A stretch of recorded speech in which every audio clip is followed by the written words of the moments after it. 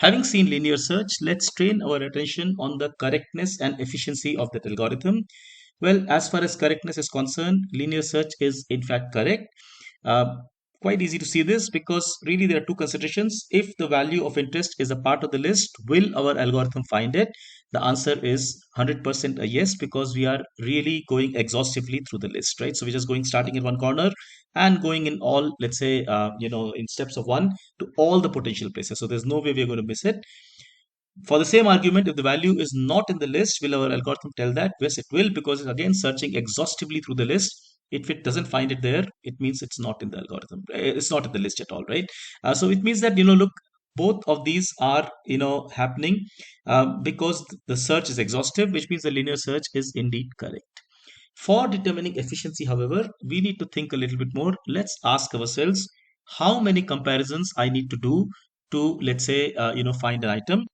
In fact, the answer depends. In the best case, we could be quite lucky. The very first value that we happen to search, happens to be the item that we are looking for. So, best case, basically, we can get this in one comparison, but that kind of is a lot of luck, right?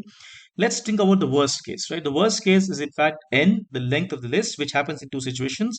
One is that the value of interest is not found in the list at all. So basically, I go through the entire list, I look at every item in there, I find that the value is not present, in which case I'll be making n comparisons, n being the length of the list, and still not find my answer, right? So because it's not there at all.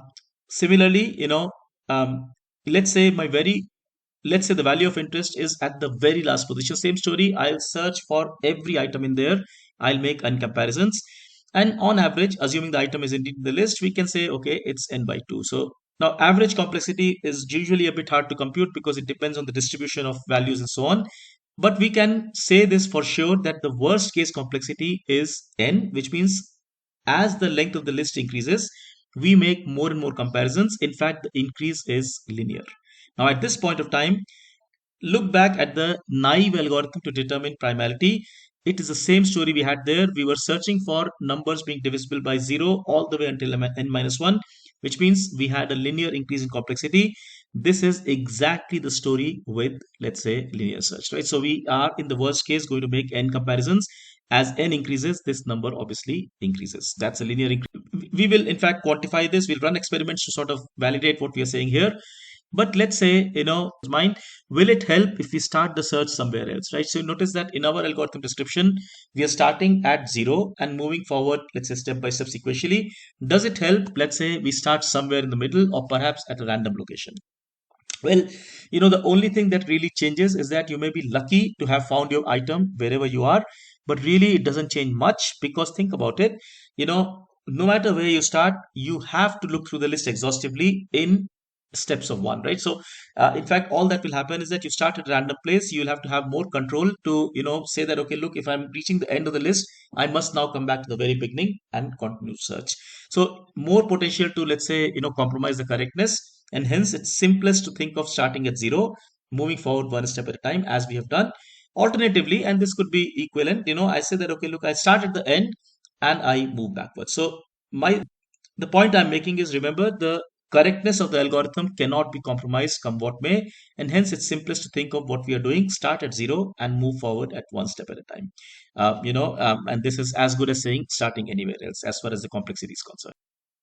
So let's now run an experiment where we, figure out how long does it take to run, let's say, linear search. So what I will do is, the way I'm going to do this is to create a list of numbers between say 0 and 1 n max. Notice when I do this operation, n max itself is not a part of the list. So the list contains everything from 0 to n max minus 1. In fact, this list is sorted, but we will not use that fact right now. I'll just do a linear search for nmax. Now I know that nmax is not present in the list, which means that the result is really a worst case scenario. And I'll keep on monitoring the time of this as a function of nmax. So as nmax increases, let's see what happens to the result. What happens to search time. We know there has to be linear increase, but let's see if that indeed happens. So I get to my, my code over here. Let's write a little bit of, say, code in here. So I just go and say import, for example, time. So I define an n, let's say, uh, to be, so n is like n max for me. Let's say it's 1000, and I just create a list here range say n. So remember, this is all numbers from 0 to n minus 1 as a list. I will take two time instances, so t naught is equal to time say, and I just run a linear search. Say result is equal to linear search, uh, you know say L and N, say L and N. Um, Remember, N is not a part of the list because of this statement. So N itself is not in the list, which means this is really a worst case scenario. And then I'll take one more time slot, time snap. So that is time dot say time.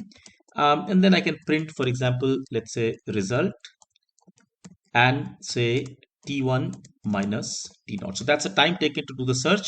When I run this, let's say for 1000, you notice the time is very small, maybe 0.001 seconds. Let's say we make it 10,000. The time will increase a bit, not too much, but just does increase a little bit. Let's say I go to 100,000, still quite fast, but you notice that one decimal place has moved. Remember, 10,000 here was, let's say, 0.0005, but now in fact with 100,000, it is starting to build up. One decimal place increase, exactly what I expected, because 10 times more. If I go to, let's say, one more decimal place, it takes a while. Again, one decimal place has moved, so this is 0.08. I go one more over here. you know Now it starts to become like half a second, and this is kind of like a large list. It's a million, in fact 10 million items. I go, let's say, one more value on this. Now it's 100 million items, and this takes a palpable amount of time. It's running probably around 5 seconds is what I'm expecting this to run, because it was 0.55 previously, and indeed 5.5 seconds, right? So clearly you see the linear scaling in action. In fact, I had done this experiment previously, and as expected, the time keeps increasing linearly. The numbers were different, but the linear increase is very clear. You notice one decimal place is being reduced every time we run this, and now it's 5.2, but doesn't matter. Like I said, the time may be different, but the trend is unmistakable. Exactly what we saw with the prime number search, and this is characteristic of a linear increasing. Just as we had expected, the computation time increases linearly within. Exactly what we had thought. I hope you found this interesting and insightful. The Ybyte Algorithms and Olympiad track is dedicated to understanding algorithms in a lively, fun manner. Look at our website www.ybyte.in for more such videos. Enjoy programming. Take care. Thank you so much. Bye bye.